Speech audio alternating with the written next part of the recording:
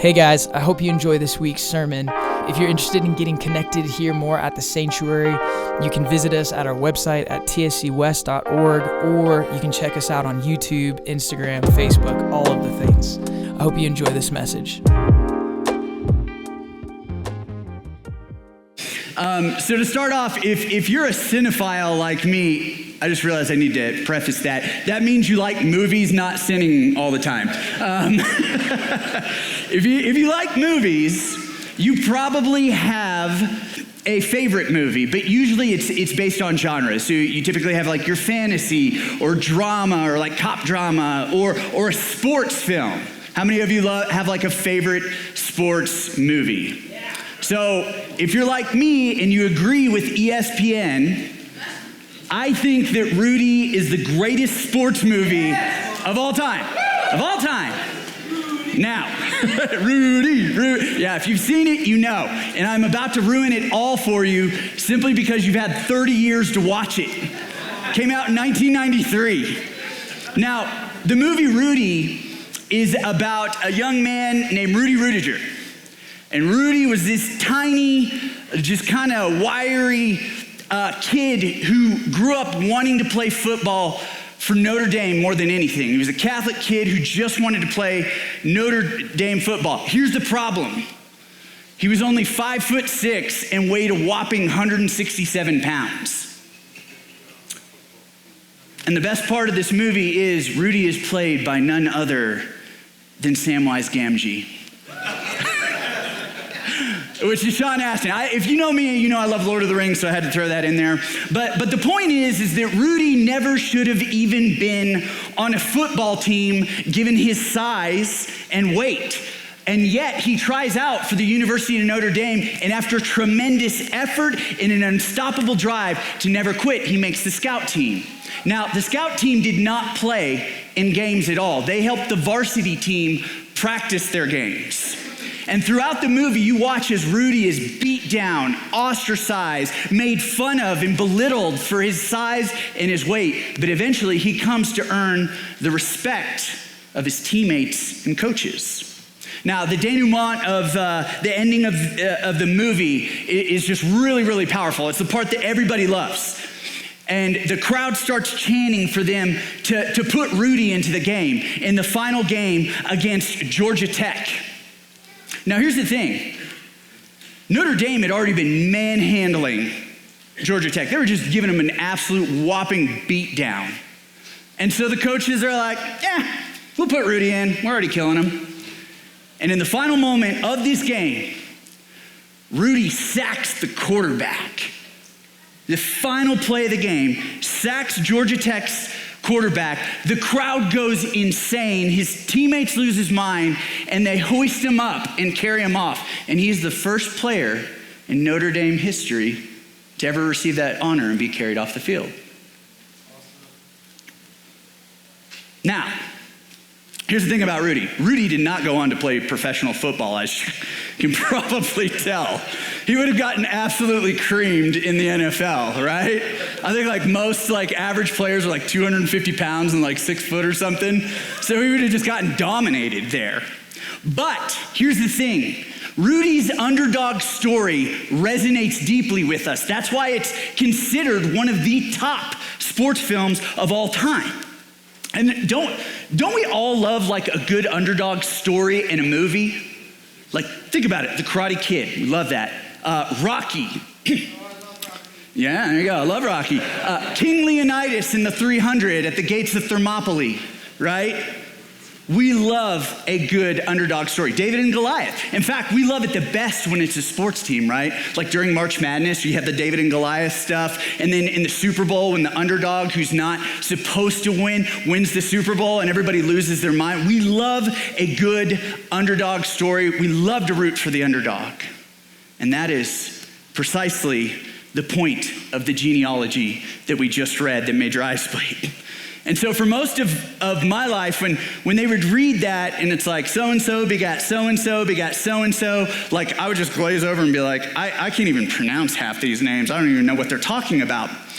And I couldn't grasp why okay, Abraham and then King David and like the other names I just couldn't even pronounce. But the thing that you have to understand is in antiquity, a genealogy was like handing somebody a resume. It was like, this is who I am, this is where I come from, this is my worth in the world. So, what we just got was Jesus' resume. And if you're a follower of Jesus, you're like, it's a little bunk. Because it's like a list of serial killers and like people who like maybe had like DUIs and did really, really sketchy stuff. And yet, if you were to be the king of the universe, typically, modern logic would say, shouldn't you have a little bit better resume? Shouldn't you come from a little bit better pedigree of people? But that is exactly the point. You know who we get? We get the underdogs. We get the Rudies.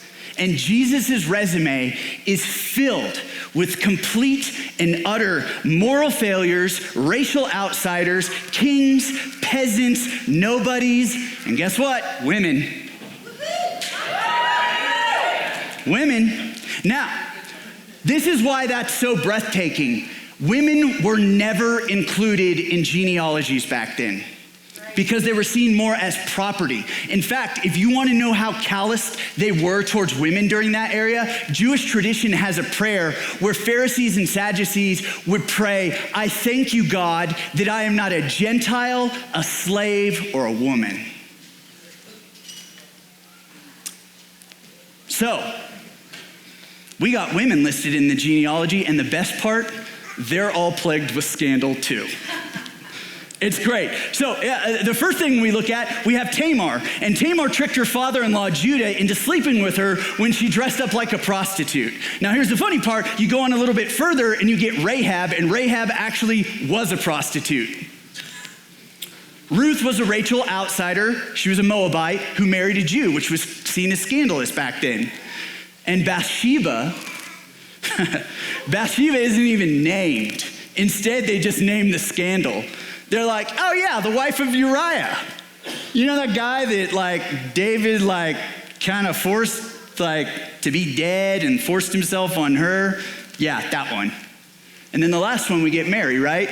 Mary's a scandal too because she becomes pregnant out of the power of the Holy Spirit, and everybody assumes she's just gotten pregnant out of wedlock. So scandal, scandal, scandal, scandal, scandal.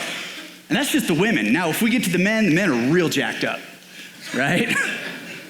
So let's look at the men. Abraham tries to pimp out his wife Sarah not once, but twice, because he's afraid that they're going to kill him just because his wife is hot.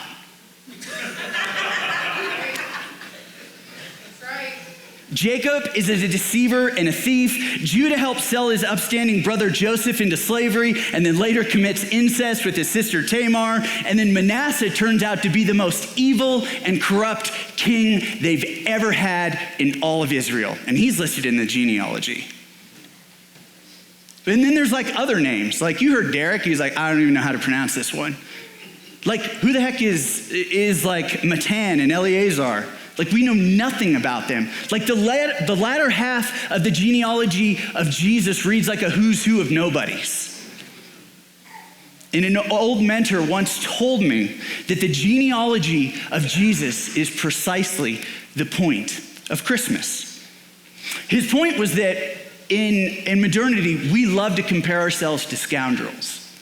We'll say, well, I'm not as greedy or as corrupt or as immoral as this person I know over here or my boss or whoever it is. We love to compare ourselves to scoundrels, but in the opening sequence of the Christmas story, you know who we get? We get the scoundrels. We get the scoundrels. We get the broken, the outsider, the shameful, the weird, the freaky, like the betrayers, kings, paupers, peasants, and nobodies. And that's exactly the point of the Christmas message, beginning with his family history. He hasn't come for the perfect. Jesus is here for the underdogs because he came directly from that lineage.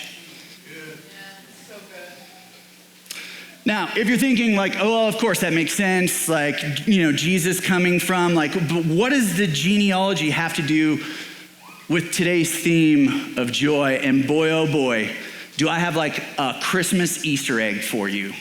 Like, if you look at like the Christmas story, it's like packed full of Easter. It's like Marvel movies on steroids once you like dig into it. So notice in the genealogy in verse 17, it ends kind of weird. We get this big long list of people, and then suddenly it states, so all the generations from Abraham to David were 14 generations. And from David to the deportation to Babylon, 14 generations. And from the deportation to Babylon to the Christ, 14 generations.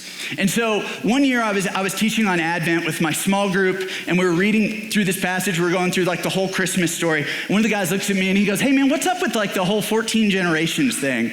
And I was like, I don't know. In fact, I don't have a clue. I was like, I gotta get back to you. I'm gonna go research it. It took me about a month to figure this out, but eventually I had to go back all the way to the Old Testament and look in like Leviticus. So in Leviticus 25, there's this narrative that Jews really, really know about and is very, very well known. It's called the Year of Jubilee. The Year of Jubilee. And after 7 sets of 7, on the 49th year, all debts were to be forgiven, all slaves were to be set free, and the land and the people were given a deep rest. Like, could you imagine if we got a year of Jubilee here? Like, your student loans are gone, your auto loan's gone, your mortgage is wiped out, slaves set free, everybody. Would you be decking the halls in the street? I'd be losing my mind. We'd all be partying like nut jobs. Be awesome. That would be absolute joy, absolute jubilee. And not only that, you get rest from your work and your weariness. Now, here's the thing. Historically, we know that the seventh day, Sunday, or if you're Jewish, the Jewish consider Saturday the seventh day. That's a day of rest historically, right? So God rested on the seventh day when he was creating the earth. The Jews practice the Sabbath on Saturday, their seventh day, where they have rest. We're here this Sundays to where we can get rest for our souls and take that time of Sabbath. But what Matthew is pointing out here is something massive. And this is going to be up here on the screen. Within the 3 sets of 14 generations listed in the genealogy of Jesus, we find a series of 6 sevens, making Jesus the 7th 7, or more plainly put, the 49th. So what the scripture are teaching by saying that is Jesus is the ultimate jubilee and joy.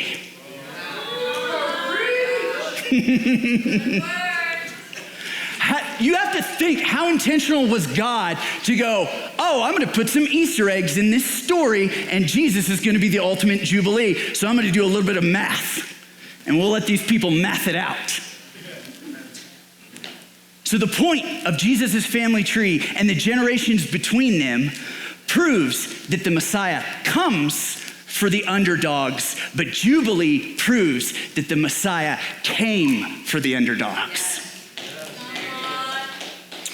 And here's the thing.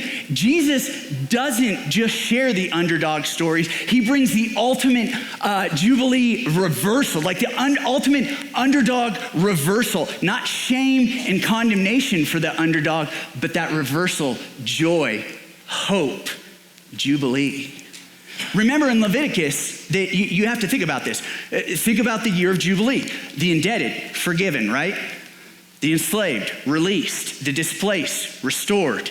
The exhausted are given rest. Now, what does Jesus do in his ministry?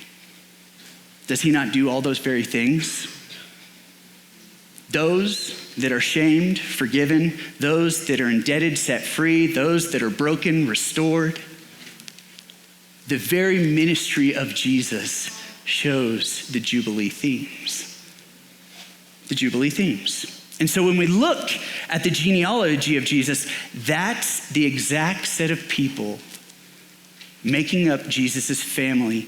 And Jubilee, joy, is tailor-made for the very people he comes from. In effect, Jubilee is for us. Joy and Jubilee is for us. The birth of Jesus outlines his very bloodline, that he understands us. He understands who he's here for: the addicted, the broken, the ashamed, the outsiders, those that feel that they have no hope, the people that say, God surely delights in other people than me. And Jesus goes, no, I'm not gonna hide from the underdogs. I'm gonna highlight them. I'm gonna highlight them. And perhaps that's the divine imprint that God has placed on our hearts and why we love underdog stories so much. Like Rudy never went on to become the next Troy Aikman or Patrick Mahomes. And yet his story is highlighted for us all to watch on the big screen. And here's the thing, we love it more than some story about some pro football superstar who won the Super Bowl. We like the underdog story more. Now, well, this is a cool Easter egg to find in the Christmas story. And I think deep in our hearts, we've heard this message, Jesus has come for the poor, the marginalized, the oppressed. He is here to bring us joy and peace. I really want to be careful this morning. I want to be careful because, we have that blue Christmas service, and we understand that this can be a time that's very difficult and joy feel very, very elusive for many in this room. And most of us desire joy and jubilee within ourselves, but in modernity, we fret. We worry, we overwork ourselves, we grow riddled with anxiety, we wonder about our finances, how we're gonna be free from debt, how we're able to find freedom and peace. And we go, Jesus, I believe you can be those things, but all of this just seems so elusive to me. It seems hard. And we're like, well, maybe I'm just destined for God to put up with me and kind of stumble through this life, and maybe joy is for other people. And in fact, I would wager that in Western Christianity, joy is very, very elusive for most Christians. In fact, I think it's elusive for most of us. I think we meet a lot of angry Christians. I don't think we meet a lot of joyful Christians. Yes. That's so true. And what's interesting is you can always meet somebody who's just filled with joy. Like I had this friend, his name was Michael Doggett, really close friend of mine. This guy was like being a joy bomb, like just a joy. Anytime you're around him, everything was awesome. It was like that song, everything is like, dude, just hanging out with him. Anybody he hung out with, you were guaranteed to have a good time. He was just like joy exuded from, that was his superpower. The joy of the Lord was his strength. And tragically, he died in a freak car accident about 2 years ago. And so I had the honor of preaching his funeral. And I flew into Texas to do it. And you know what was amazing? Everybody who met said that was the most joyful person I've ever met in my life. And it was a beauty to see that his life was marked by such joy. Now here's the thing. For me, especially this past year, joy has been really elusive. I have not found it.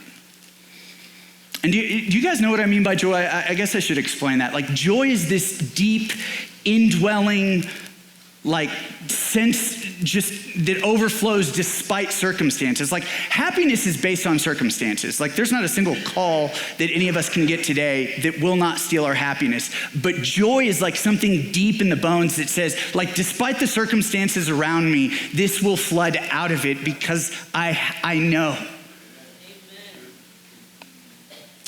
So,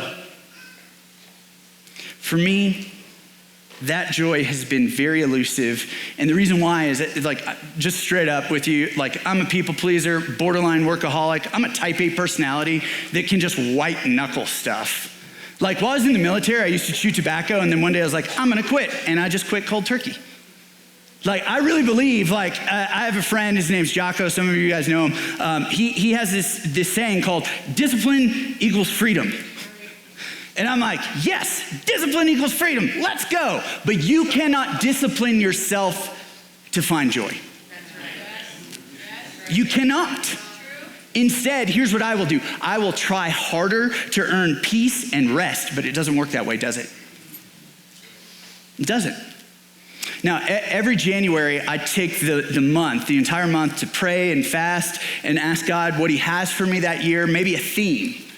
And so this year for 2025, he said rest. And I was like, sweet, this is gonna be my Sabbath year. This is gonna be my year of rest. You know what happened?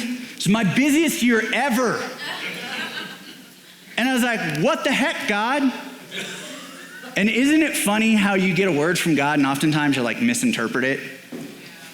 So that's what I did. And he was like, oh no, really it's gonna be your busiest year. You're gonna have to learn how to rest in Sabbath so that I can be your Jubilee.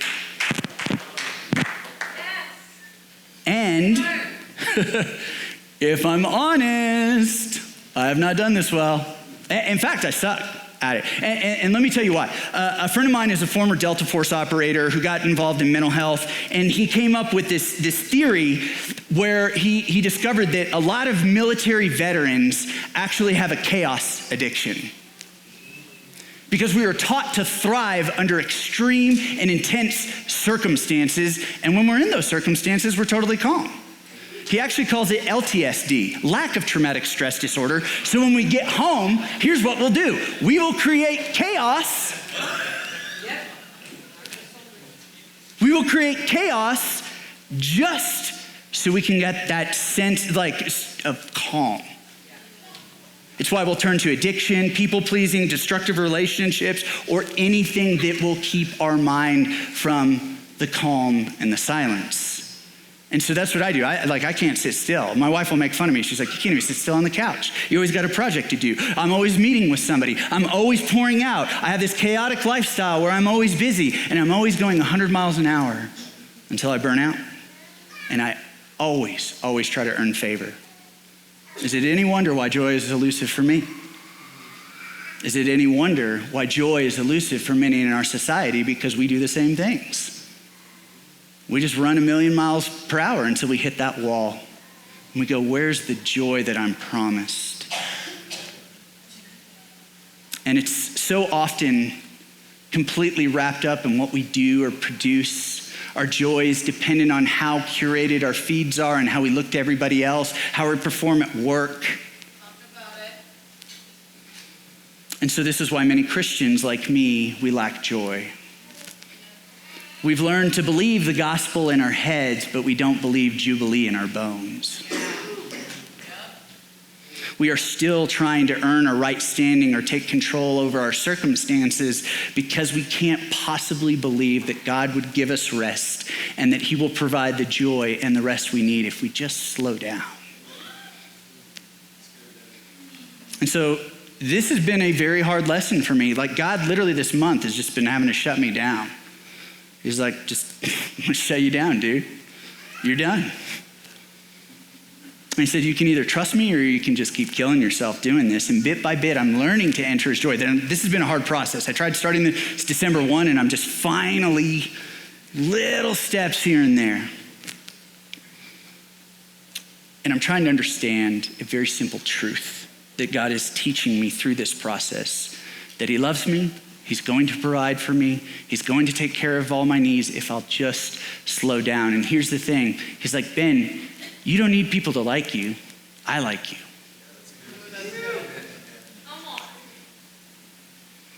So maybe this morning you are like me, where we confess a Jubilee Savior, but we're still stuck in some type of spiritual debt collection or relational debt collection or professional debt collection. And we believe joy is something that we manufacture as opposed to something that we receive. But Jubilee is a gift. Jubilee is a gift. It's not an achievement. Jubilee is a gift, not an achievement. Joy is the fruit of release, not effort. The fruit of release, not effort. Now remember, the people who experienced Jubilee in the Old Testament were not strong. They didn't have it put together. In fact, the very people who experienced Jubilee were indebted, enslaved, worn out, beat down, and broken, and they experienced joy. Maybe you don't lack joy because you're a bad Christian. Maybe you lack joy because you never believed that Jesus can and wants to be your Jubilee. Here's the thing. I don't want to leave us this morning thinking like, okay, that's cool. Jesus wants to be my joy and jubilee. And there's like no tangible action.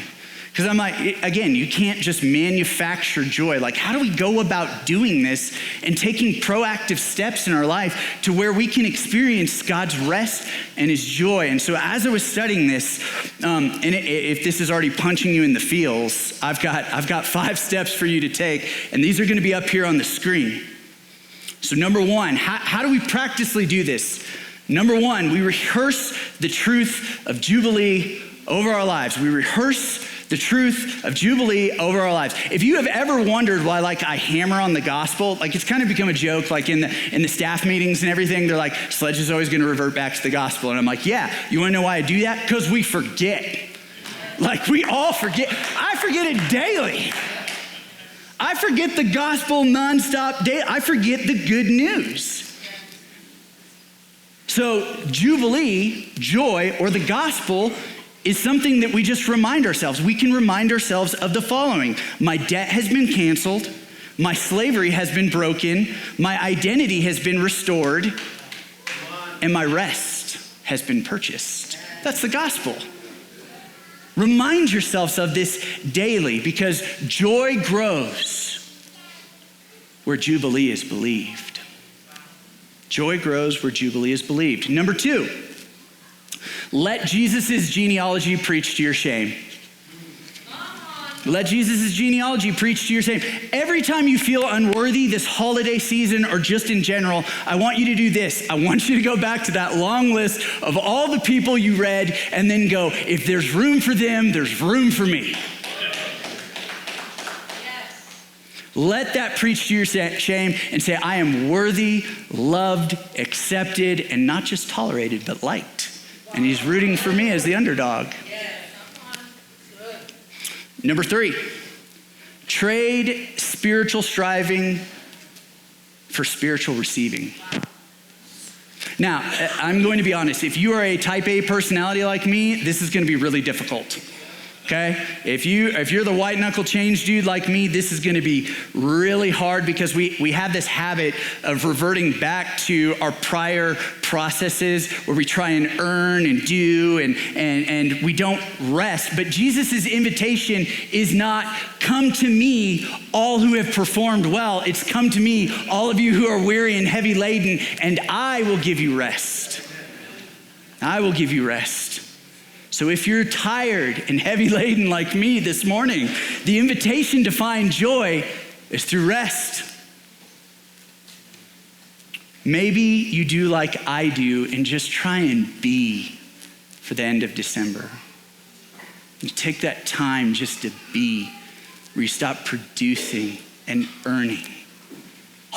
And you must remember, and I have to remember this too, joy begins when you stop carrying what Jesus tried to lift. What he came to lift. Number 4, I want you to practice relational honesty with God. You got to practice relational honesty. Joy is impossible when you're pretending. If you are pretending that you got it together, guess what? Joy's gonna be elusive. You can't be one of those Christians who's like, I got the joy, joy, joy, joy down in my heart. Where? Nowhere. I am not up here faking it. I'm telling you that this is hard. I'm not okay. And the best part though is God goes, that's all right. I told you, if you're jacked up, if you're screwed up, if you're indebted, if you're broken, if you can't find rest, come to me, you'll find the joy. You'll find the joy. And a reminder that the Psalms teaches us that God says, a broken and contrite spirit I will never despise. Number 5, anchor joy in Jesus' presence, not your circumstances. So good. Advent declares God has come near. God has come near. Not to judge the underdogs, but to lift them. Your circumstances in life are going to rise and fall like the tides. That's just life. It is. But if your joy is dependent upon what happens to you, it will always be elusive and you will never find it. You will never find it. And I'm going to invite the band up because I'm going to close on out, and I'm going to close with a couple stories. And we're going to sing a Christmas song called O Come, Emmanuel. And this is one of my favorite Christmas songs. And the reason why I love this song is because it's a lament for the broken. A lament to say, please come rescue. I am tired. I am worn out. Come rescue me. But here's the thing. If you anchor your joy in Jesus' presence and not your circumstances, you will be able to find that joy even in the midst of the most turbulent times in your life. Like, do you know that there are people who lived through the dark ages and found joy that were Christians? That's a real thing. In fact, my friend Mike, I didn't tell you the other part of this story. When he died, his wife was pregnant with their firstborn.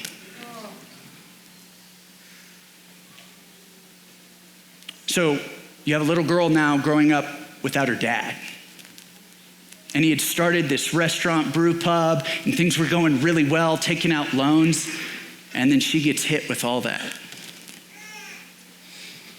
And his wife's name's Brandy, and you know what? I got to see her last year. And I got to visit the restaurant and spend time with her. And I want to show you a photo of them. There's still joy. And Brandy is joyful. And I texted her this morning and I said, I'm telling your story. I'm telling Mike's story. And her hope for you this morning is that you anchor your joy in Jesus as well too. And finally, one of the most profound and impactful stories that I've heard about somebody finding joy in the midst of tragic circumstances is a guy named Horatio Spafford. He was a successful Chicago lawyer, and he lost his fortune in the Great Chicago Fire of 1871, and shortly after that, his only son died. So 2 years later, he sent his wife and his 4 daughters on this transatlantic trip to Europe, and he was supposed to join them, but he couldn't because of work. And the ship collided with another vessel, and all 4 of his daughters died. He got a telegram from his wife stating that she was the only survivor. You know what Horatio Spafford did? He sat down and he wrote a hymn. It's a hymn that we sing in church often. And the lyrics go like this: "It is well with my soul." Because despite his crushing grief and the circumstances surrounding him, his joy was anchored in the Lord. Joy doesn't rise when life gets easier. Joy rises when the underdog finally believes the good news that the ultimate jubilee has come, and his name is Jesus. Jesus, who was born in a feeding trough for animals. I know we like to make that pretty, like, oh, it's a manger. No, it was a feeding trough for like pigs, and born into that obscurity. Jesus, who lived in obscurity and came from what the rest would consider a shameful genealogy. Jesus, who took on your shame and died horrifically on that cross. And Jesus, who looks at the Rudy Rudigers of the world and goes, that's who I want for my team. That's who I want for my team. I want the underdogs. So Sanctuary, this morning, I want to say to you, Merry Christmas. Merry Christmas. May it be merry. May it be bright. And might this day forward into next year be the start of your Jubilee.